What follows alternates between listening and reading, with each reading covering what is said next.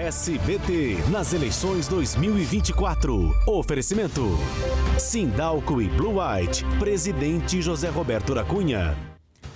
E o Primeiro Impacto está fazendo a série de entrevistas com os candidatos a prefeito de Araçatuba. A entrevista terá duração de 15 minutos e, ao fim, o candidato terá mais 1 minuto para fazer as considerações finais. A ordem dos candidatos foi definida por sorteio com a presença dos representantes. E hoje eu recebo aqui no estúdio Bruno Pandini, do Partido Novo. O candidato tem 34 anos, é casado e atua como advogado há 11 anos e disputa um cargo político pela primeira vez. Candidato, obrigado pela presença do senhor aqui no Primeiro Impacto. O tempo do senhor vai começar a valer ali, 15 minutinhos. O senhor vai conseguir acompanhar durante a nossa entrevista e começa então valendo a partir de agora. Candidato, o Partido Novo ele tem um discurso muito forte em relação a retirar barreiras que o Estado cria para que a população seja dona do seu próprio destino. Inclusive, essa frase está bem forte no seu plano de governo. Como seria isso? Bom, primeiramente, queria te dar bom dia, Rodolfo, dar bom dia a todos que nos assistem aqui no SBT. E é um privilégio estar aqui podendo falar sobre política nessa minha primeira jornada. Acho que a política ela funciona como uma catalisadora. A política ela não serve para transformar a nossa vida no paraíso, mas serve para tirar a nossa vida do inferno. O que significa que as ações políticas são mediar o crescimento da cidade para que a cidade dê oportunidade para os cidadãos. Obviamente que nós precisamos pensar de forma robusta em relação a quais serviços públicos a cidade precisa oferecer para o seu cidadão, para que ele tenha uma boa qualidade de ensino, uma boa qualidade de saúde, que esse é o básico para viver, uma boa segurança para andar, caminhar tranquilamente na cidade, mas principalmente uma cidade que dê perspectiva. E é isso que eu quero dizer quando o cidadão se torna dono de si mesmo. A própria Araçatuba tem na sua bandeira Campossui, que significa dona de si mesma, senhora de si mesma. E isso tem que ser reproduzido para o cidadão. O cidadão ele precisa ter a qualidade de vida que uma cidade precisa oferecer para que ele possa ser aquilo que ele queira ser com base na perspectiva que ele quiser. Então a política é nada mais do que uma catalisadora de possibilidades, dando a nós, a mim, a você e a quem quiser um sonho maior, algo para a gente poder ser aquilo que a gente pensa em ser. Caso o senhor seja eleito, existe alguma prioridade, assim, que é algo imediato que o senhor precisa resolver logo de cara? Não, absolutamente. Rodolfo, o que me tornou candidato foi um plano de desenvolvimento econômico para a cidade, mas hoje a cidade tem uma crise, é uma emergência social que é a saúde. Então, paralelamente a todas as ações que nós precisamos ter para cuidar da cidade, a saúde ela precisa de atenção. E nós temos um plano de criar um comitê de crise, porque existem pessoas morrendo e morrendo por causas que poderiam ser evitáveis. Então, o comitê de crise ela vai olhar para essa situação, principalmente essa superlotação do pronto-socorro, essa falta de atendimento que as pessoas têm nas filas de exame, filas de cirurgias que estão levando essas pessoas a morrerem sem um atendimento humanizado. Então, a gente precisa criar um comitê que olhe, faça uma análise, uma gestão desse risco que a gente está colocando as pessoas e, paralelamente a isso, trabalhar na saúde, naquilo que ela requer. O Ministério da Saúde e as melhores práticas de saúde do Brasil e no mundo dizem que a atenção básica, que é a responsabilidade da Prefeitura, precisa dar solução entre 80% e 85%. Então, fora esse comitê de crise que eu te falei, é a gente reformular esse atendimento básico. É fazer com que as pessoas entendam a satisfação de 80% a 85% dos casos, você já naturalmente vai eliminando essa sobrecarga do pronto-socorro. Ou seja, trabalhar com a prevenção. Exatamente. Tanto a prevenção quanto um atendimento que lhe dê uma resutibilidade no seu problema, né? No seu problema de saúde, que muitas vezes não é ou ele é crônico e pode ser cuidado ao longo do tempo, ou ele é simples de ser cuidado, mas ele vai se agravando conforme você for negligenciado, e há uma negligência sobre esse atendimento básico. Mas enquanto esse trabalho de prevenção é feito, contrapartida tem os casos de urgência e emergência, né? Araçatuba tem um pouco mais de 200 mil habitantes, 207 mil, né, segundo o censo do IBGE agora para 2024. E tem apenas um pronto-socorro. O senhor pretende montar novas unidades ou vai concentrar ainda no pronto-socorro central? Bom, a minha vida é baseada na experiência dos dados, né? Uma boa decisão, uma decisão informada. É evidente que a gente tem uma necessidade de mais recursos humanos, seja na atenção básica, seja no pronto-socorro. Para não fazer nenhuma promessa em vão, a gente precisa entender quais são os dados reais da saúde, porque é muito difícil obter transparência no que está sendo feito. Existem dados da prefeitura hoje que tem um atendimento de 200% dos indicadores. Isso é impossível de você conceber porque não é realidade, não toca a realidade. A gente precisa cuidar da atenção básica, analisar onde que está a maior necessidade de você acomodar esses recursos humanos, estou falando de mais equipe médica, para os postos de saúde. Naturalmente a gente vai diminuir essa superlotação do pronto-socorro, mas entre o pronto-socorro e o posto de saúde também tem a qualidade das unidades básicas de pronto atendimento, que é um atendimento intermediário. Então a gente precisa olhar os indicadores da cidade, principalmente dos contratos que estão sendo geridos pela OAS, para entender, onde que está o gargalo, onde que a gente precisa atender e em quais dessas unidades básicas a gente pode ou mudar a estrutura para colocar ali uma unidade de pronto atendimento, ou modificar, como eu vi em Rio Preto acontecer, que é estender o horário do atendimento médico para que as pessoas possam ser tratadas de outras formas e utilizar o equipamento que já existe, dando mais otimização para ele, né? Mas claro, há uma necessidade de pronto-socorro porque uma cidade do tamanho da nossa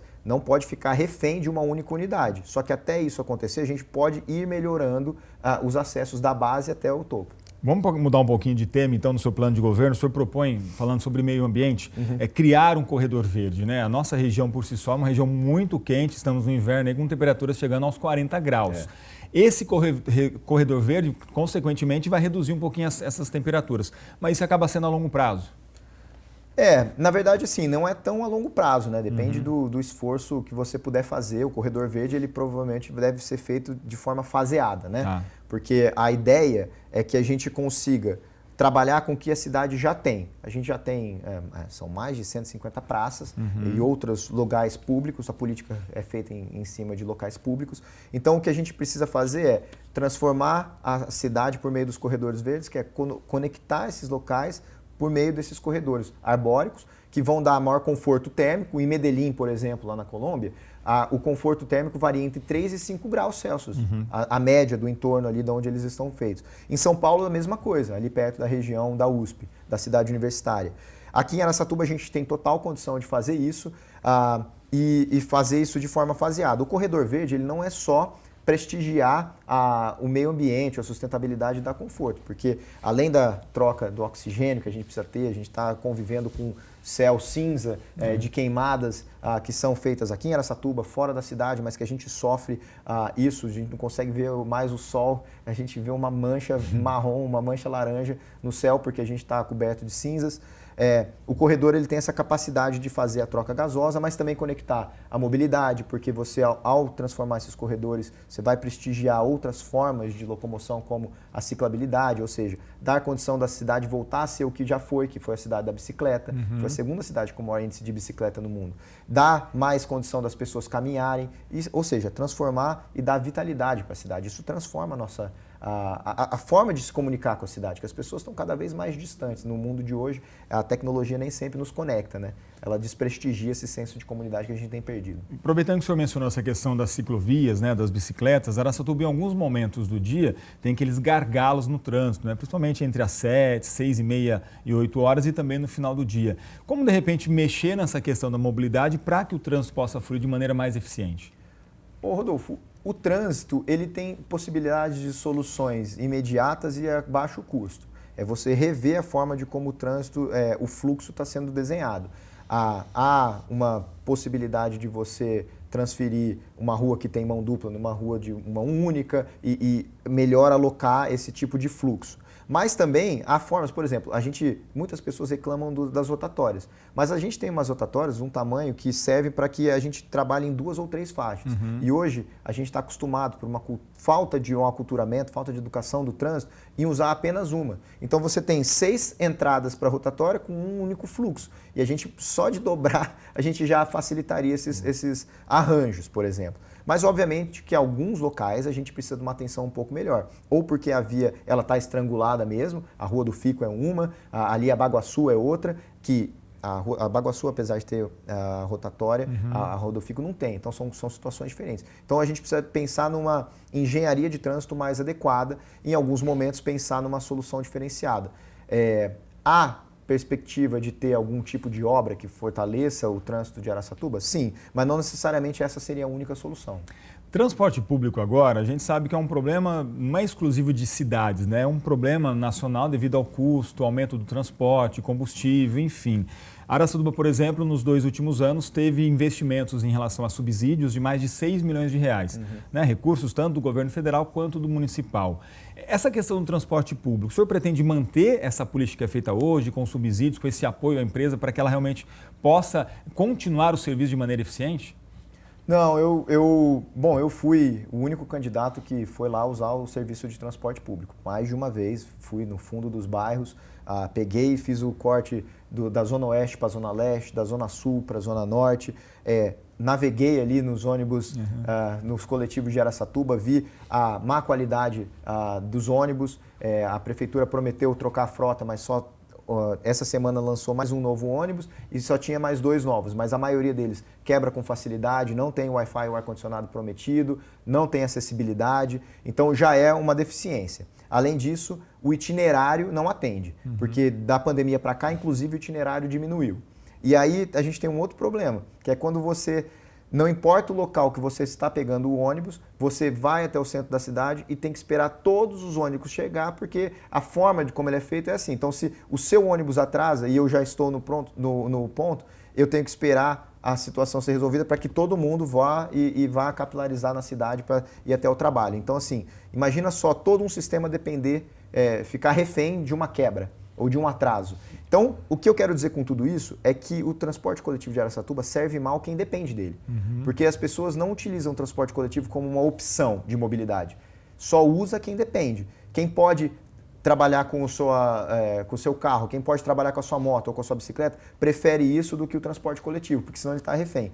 Qual que é a intenção? A gente precisa rever o contrato, porque ele está sendo mal gerido, precisa ver se ele está dando a condição daquele objeto que foi contratado, e, na minha visão, a resposta é não, e você subsidiar não é a resposta, porque você não consegue sustentar isso a longo prazo. O que a gente precisa, e toda cidade que quer ser grande, precisa acomodar pensamentos sofisticados, pensamentos robustos. A gente não pode admitir políticos com pensamento pequeno. Então a gente tem que pensar a mobilidade com quais outras soluções para o transporte coletivo a gente pode começar a trabalhar. A política perspicaz, ela trabalha no hoje, sem perder de vista, né, sem perder a visão do futuro. Então, por isso, a gente tem que começar a pavimentar qual caminho que a cidade vai crescer. E é por esse motivo que a mobilidade precisa estar junto com o planejamento urbano.